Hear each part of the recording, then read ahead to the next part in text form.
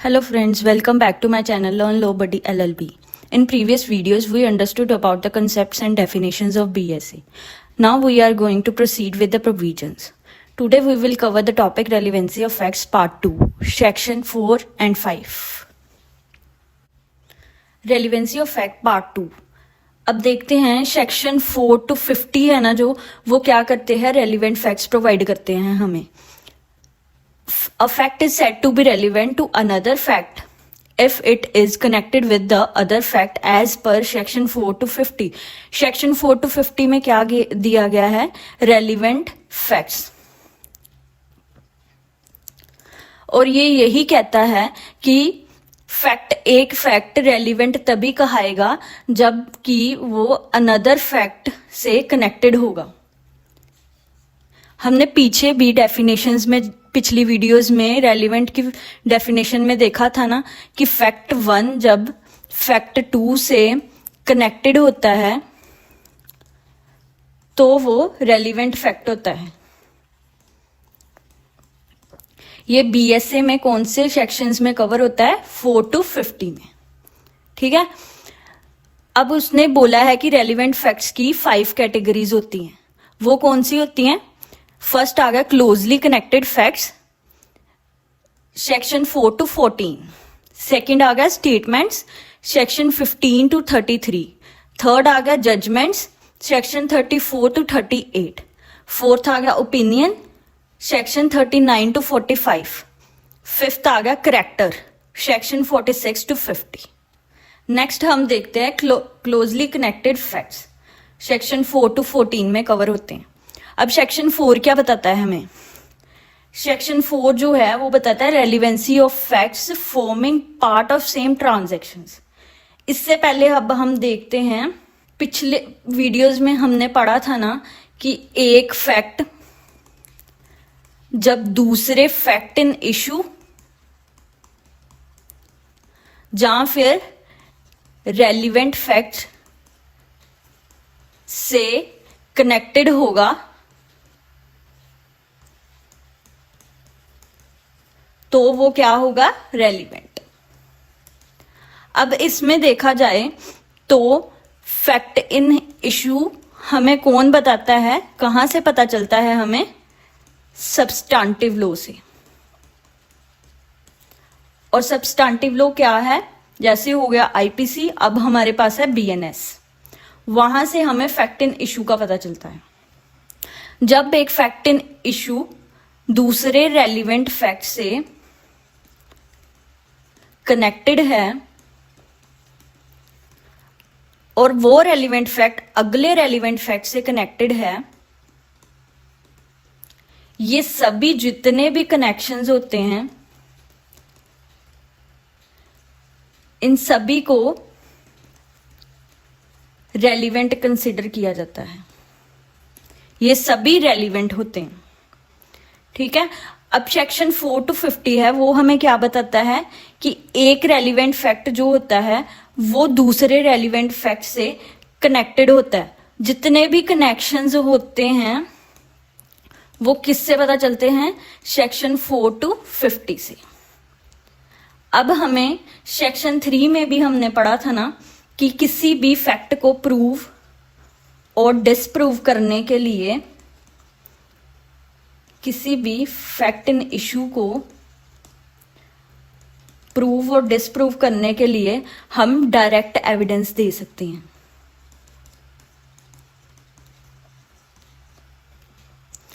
अब वही हम आगे पढ़ेंगे सेक्शन 4 में. अब हम देखते हैं कि सेक्शन 4 हमें क्या बताता है.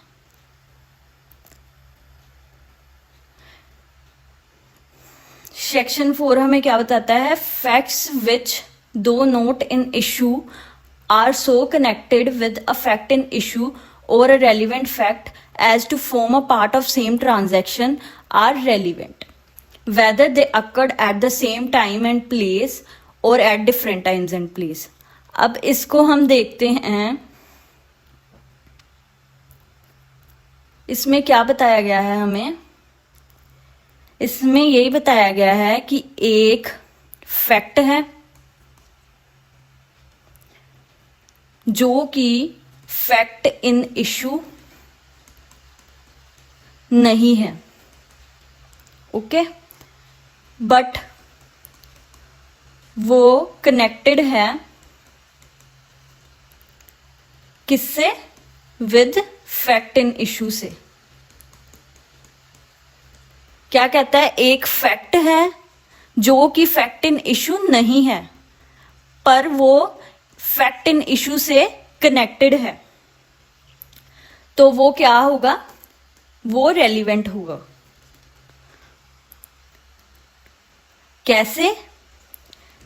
As a part of same transaction. अब हमें ये भी पूछ सकते हैं कि it forms a part to what extent. कहां तक ये पार्ट फॉर्म कर सकता है सेम ट्रांजैक्शन का? तो वो हमारी कॉमन सेंस ही है। हम कॉमन सेंस से बता सकते हैं कि किसी भी केस में कहां तक कोई भी ट्रांजैक्शन है वो रेलिवेंट हो सकती है, ओके। एक फैक्ट जो होता है, अगर ये अकेला फैक्ट है, ये कभी भी रेलिवेंट नहीं होगा। ये किसी फैक्ट इन इशू या रेलिवेंट फैक्ट के साथ मिलकर ही रेलिवेंट होगा। नेक्स्ट अब हम देखते हैं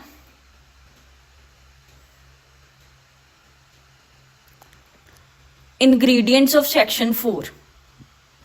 सेक्शन 4 के क्या इंग्रेडिएंट्स हैं?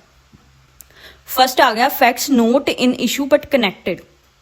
वही जो अब हमने नीचे पढ़ा है ना कि फैक्ट्स जो कि फैक्ट इन इशू नहीं है बट कनेक्टेड हैं फैक्ट इन इशू या किसी रेलिवेंट फैक्ट के साथ, वो रेलिवेंट ही माने जाएंगे। अभी हमने नीचे देखा है ना। अब हम देखते हैं second, part of the same transaction. ये भी हमने नीचे अभी देखा है। जैसे these connected facts are relevant if they form a part of same transaction. अगर ये सेम ट्रांजैक्शन का पार्ट बनेंगे फिर ही वो रेलिवेंट होंगे, अदरवाइज नहीं होंगे। एग्जाम्पल देखते हैं अब हम इसकी। A took a gun out of his pocket. A ने अपनी पॉकेट से गन निकाली और उसे बी की तरफ पॉइंट किया। बाद में उसने ट्रिगर पुल किया और बी को गन से शॉट कर दिया। बी क्या हो गया? इंजर हो गया और मर गया, डाई। ये सभी एक सेम ट्रांजैक्शन का पार्ट है और कनेक्टेड किससे हैं? Fact in issue. इसमें फैक्ट इन इशू क्या है? ए किल्ड बी। ये क्या है? Fact in issue. ठीक है। नेक्स्ट हम देखते हैं टाइम एंड प्लेस। इसमें क्या है? The relevance of these facts is not dependent on whether they occurred at the same time and place as the fact in issue or relevant fact. वो बोलता है कि टाइम एंड प्लेस का ये मतलब है कि ये फैक्ट्स की रेलिवेंस है जो वो इस पे डिपेंड नहीं करती कि वो कब हुए हैं, सेम टाइम पे हुए हैं, सेम प्लेस पे हुए हैं या फिर डिफरेंट प्लेस पे हुए हैं। ठीक है। ये डिपेंड नहीं करता, टाइम एंड प्लेस पे डिपेंड नहीं करती रेलिवेंसी किसी भी फैक्ट की। अब क्या बताया गया? The fundamental idea behind this legal principle is that a transaction is relevant to a case such as contract or a crime. Evidence can be presented for every fact that is part of the same transaction. इसमें भी यही बताया गया कि इसका fundamental principle ही यही है transaction का कि एविडेंस है जो वो प्रेजेंट किया जाएगा हर एक फैक्ट के लिए जो कि पार्ट है उस सेम ट्रांजैक्शन का। अब हम देखते हैं कि ट्रांजैक्शन होती क्या है। ट्रांजैक्शन किसे कहते हैं? Transaction refers to a sequence of interconnected acts that can be collectively identified by a single name. Transaction क्या होती है? एक सीक्वेंस होती है एक्ट्स की जो कि इंटरकनेक्टेड होते हैं और वो सभी मिलकर क्या करते हैं? उस एक्ट्स का एक सिंगल नेम बनाते हैं।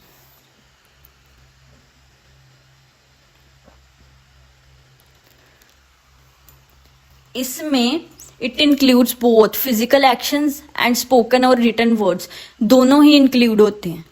अब एग्जाम्पल देखते हैं इसकी।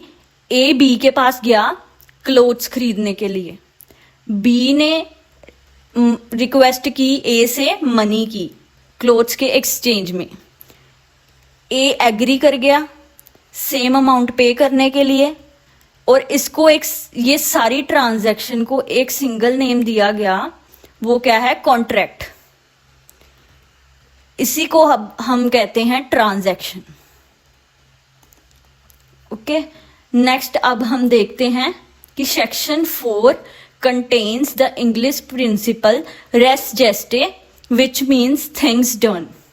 This principle is also contained in section 5, 6 and 7. res geste जो प्रिंसिपल है वो सेक्शन 4 में आता है और ये सेक्शन 5, 6 और 7 में भी कवर होता है। अब हम देखते हैं नेक्स्ट, सेक्शन 4 जो है वो एक्सेप्शन है किसकी, हेयर से एविडेंस। हेयर से एविडेंस हमने पीछे भी पढ़ा था ना वीडियो में कि हेयर से एविडेंस क्या होता है, कोई भी सुनी सुनाई बात जो किसी और से सुनी गई हो उसे बोलते हैं हेयर से एविडेंस।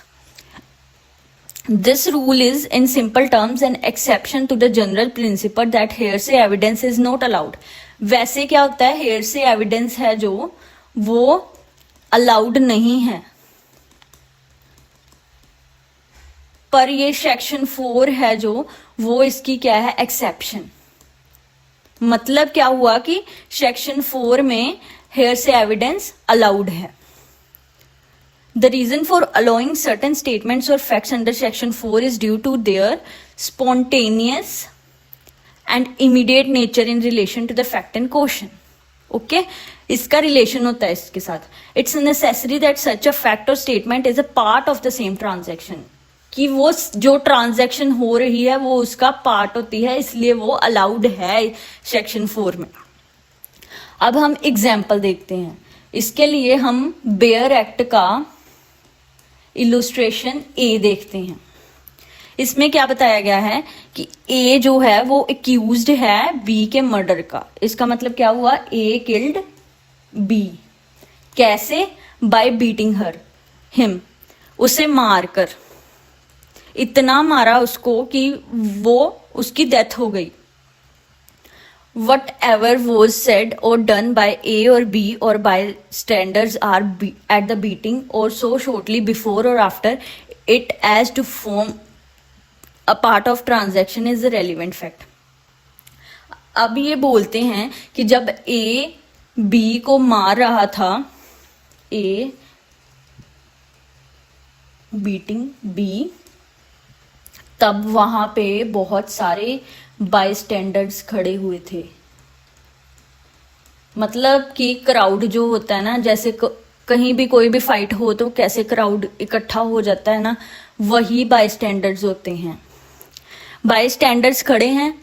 अब इसमें क्या हुआ, जो तो आगे वाले हैं उन्होंने देखा कि क्या क्या हुआ, इनकी बातें पीछे वालों ने सुनी, क्योंकि पीछे वालों को दिख नहीं रहा तो उन्होंने आगे वालों की बातें ही सुन ली। तो इसको हम क्या कहते हैं, हेयरसे एविडेंस। अब जो भी हुआ वो पीछे वालों ने सुनी, ये वही हुआ, ये सेम ट्रांजैक्शन में उन्होंने सुनी है बातें, इसलिए ये अलाउड है। इसमें लिखा है ना, as to form a part of the transaction, part हुआ ये ट्रांजैक्शन का, इसलिए वो रेलिवेंट फैक्ट है। Since it is hearsay evidence but part of same transaction, hearsay evidence है पर पार्ट है सेम ट्रांजैक्शन का, इसलिए ये रेलिवेंट है अंडर सेक्शन 4। अब हम सेक्शन 4 की बी इलुस्ट्रेशन देखते हैं, वो क्या कहती है। A is accused of waging war against the government of India by taking part in an armed insurrection in which property is destroyed, troops are attacked, and jails are broken open. The occurrence of these facts is relevant as forming part of the general transaction, though A may not have been present at all of them. अब इसमें क्या बताया गया कि ए जो है वो accused है किसका, वेजिंग वार्स। इसमें क्या हुआ, जैसे दंगे फसाद होते हैं ना उसका, वो सब कर रहा है ए, किसके अगेंस्ट, गवर्नमेंट ऑफ इंडिया के अगेंस्ट। ठीक है, अब इसमें क्या बताया गया, the occurrence of these facts is relevant. ये फैक्ट्स जो भी अकरेंस है ये फैक्ट्स की वो रेलिवेंट है, क्योंकि वो पार्ट जो है जनरल ट्रांजैक्शन का पार्ट फॉर्म कर रहे हैं, जबकि ए वहां पर प्रेजेंट है सारी प्लेसेस पे या नहीं। मतलब देखो ये सभी अलग अलग प्लेसेस पे हो रहा है। ए ने ही आगे किसी को हायर किया, उसको बोला कि ऐसे करो। यहाँ पे ए प्रेजेंट है चाहे नहीं है, लेकिन ये ए एक्यूज्ड है इसका, तो इसमें क्या बोला गया है कि वो ये ट्रांजैक्शन का पार्ट है, इसलिए ये रेलिवेंट है।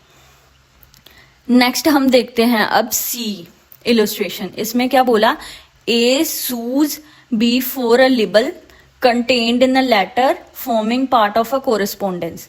Letters between the parties relating to the subject out of which the libel arose and forming part of the correspondence in which it is contained are relevant facts. इसमें क्या बताया गया है, A और B हैं। A ने B पे case file किया कि बी ने ए को डिफेम किया है। अब इसमें बी क्या बोलता है कि पिछला रिकॉर्ड भी देखो कि ए ने भी कई लेटर्स लिखी हैं बी को, बी ने भी कई लेटर्स लिखी हैं ए को, जिसमें ए ने बी को पहले डिफेम किया था। अब ये जो है ये सारी कोरेस्पॉन्डेंस जो है, जो भी लेटर्स लिखी गई हैं एक दूसरे को, ये सभी एक सेम ट्रांजैक्शन का पार्ट हैं, तो ये क्या हुई, ये रेलिवेंट हो गई।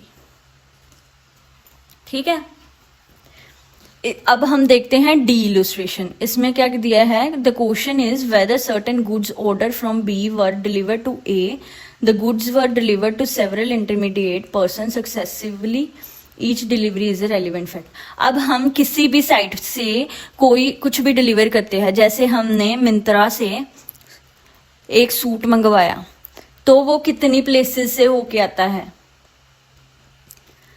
कि वो जैसे मान लो कि वो पहले दिल्ली पहुंच गया, फिर जलंधर पहुंच गया, फिर आया अमृतसर। तो जितने भी इसमें इन्वॉल्व होंगे पर्सन, वो सभी रेलिवेंट फैक्ट ही माना जाएगा। एक जगह से दूसरी जगह जो भी डिलीवरी हुई वो सभी रेलिवेंट ही कंसीडर किए जाएंगे, वो रेलिवेंट फैक्ट ही होंगे, क्योंकि वो सेम ट्रांजैक्शन का पार्ट है।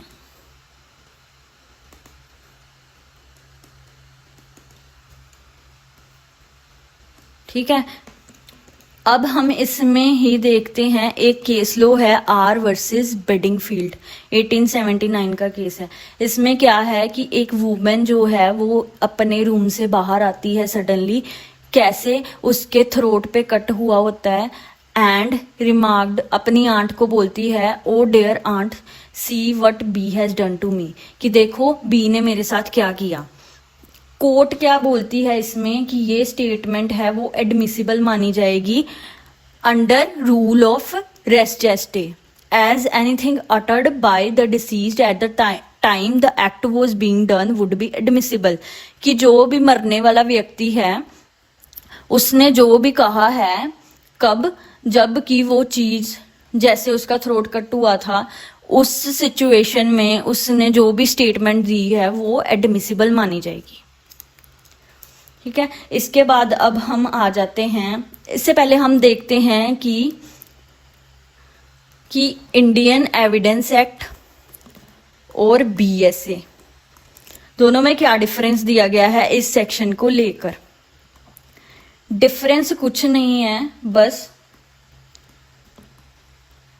और रेलिवेंट फैक्ट ये ऐड किया गया है, बस यही डिफरेंस है और कोई डिफरेंस नहीं है।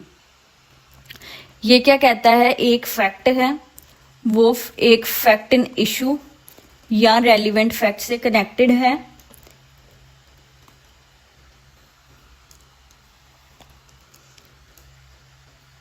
ठीक है, वो रेलिवेंट मानी जाएगी।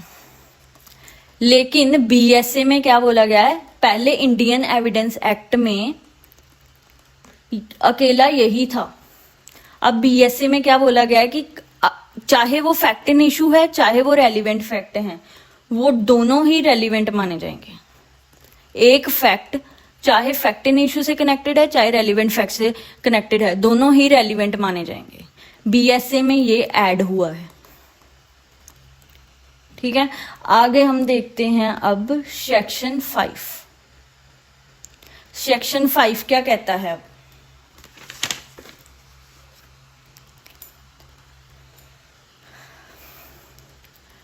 सेक्शन 5 कहता है facts which are occasion, cause, effect or fact in issue or relevant fact, effect of fact in issue or relevant fact. अब इसमें क्या बताया गया है, इसमें क्या डिफरेंस है?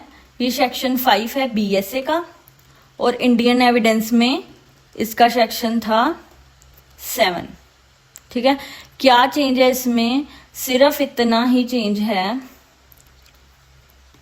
मार्जिनल नोट में ही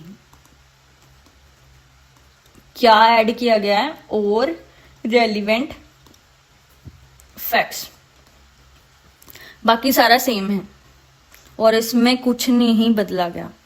अब इसमें देखा जाए तो हमने ऊपर पढ़े हैं 5 रेलिवेंट फैक्ट्स इसके अंडर आते हैं। वो क्या क्या है? Occasions, causes, effects, state of things and opportunity. Occasions क्या होता है? इवेंट्स और सिचुएशन जहां पे कि fact in issue or relevant fact हुआ है। कोजेज में आ गया कि रीजन जो कि इन्फ्लुएंस्ड हुआ है, कहाँ पे, जहां पे ये फैक्ट हुआ है उसका रीजन क्या है। इफेक्ट क्या हो गया? उसके कॉन्सिक्वेंसेस क्या हैं। स्टेट ऑफ थिंग क्या हो गया कि ओवरऑल कॉन्टेक्स्ट और सिचुएशन क्या थी उसकी। अपॉर्चुनिटी क्या हो गया कि कंडीशन जिसने अलो किया इसकी अकरेंस को, ठीक है। अब हम इसको एक एग्जाम्पल के साथ समझते हैं। सेक्शन 5 एग्जाम्पल देखते हैं, एग्जाम्पल से अब हम इसको समझते हैं। सपोज ए और बी क्या हैं? दोनों फ्रेंड्स हैं, दोनों में फाइट हुई। उसके बाद क्या हुआ? ए ने बी का मर्डर कर दिया। कैसे? बाय गन शूट, गोली मारकर ए ने बी का मर्डर कर दिया। और क्या हुआ उसके बाद? जो बुलेट थी गन की वो जमीन पे गिर गई, ठीक है। इसमें अब इस सिचुएशन में फैक्ट इन इशू क्या है? ए किल्ड बी, ए ने बी को मार दिया। अब इसमें अब हम देखते हैं कि कोज क्या है इसका? डेथ ऑफ बी, कि ए ने बी को मार दिया, ये कोज हो गया। इफेक्ट क्या है इसका? Of gun shot and blood stains on floor. जब ए ने बी को गोली मारी तो सारा ब्लड फर्श पे इकट्ठा हो गया, वो एक एविडेंस हो गया ना। और बुलेट जो था वो नीचे गिर गया, ये इसका इफेक्ट है, ठीक है। आगे आ गया इसमें ओकेजन। ओकेजन क्या था? जो भी सारी सिचुएशन हुई उसको बोलते हैं ओकेजन। इसमें अपॉर्चुनिटी क्या हुई? अपॉर्चुनिटी बोलते हैं कोई भी मौका मिलना उसको। और लास्ट में स्टेट ऑफ थिंग क्या हुई? स्टेट ऑफ थिंग इसमें हुई कि बी मर चुका है और वो जमीन पर पड़ा है, बुलेट जमीन पर पड़ा है,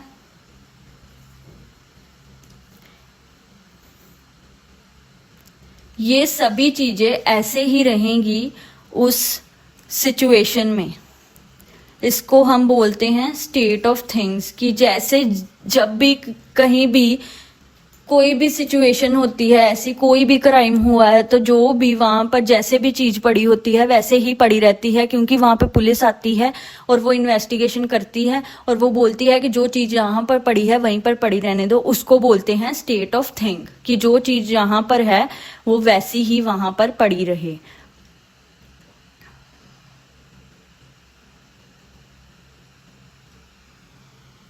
अब हम इसमें एग्जाम्पल्स देखते हैं।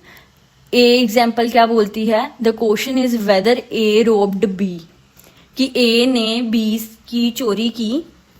फैक्ट क्या है?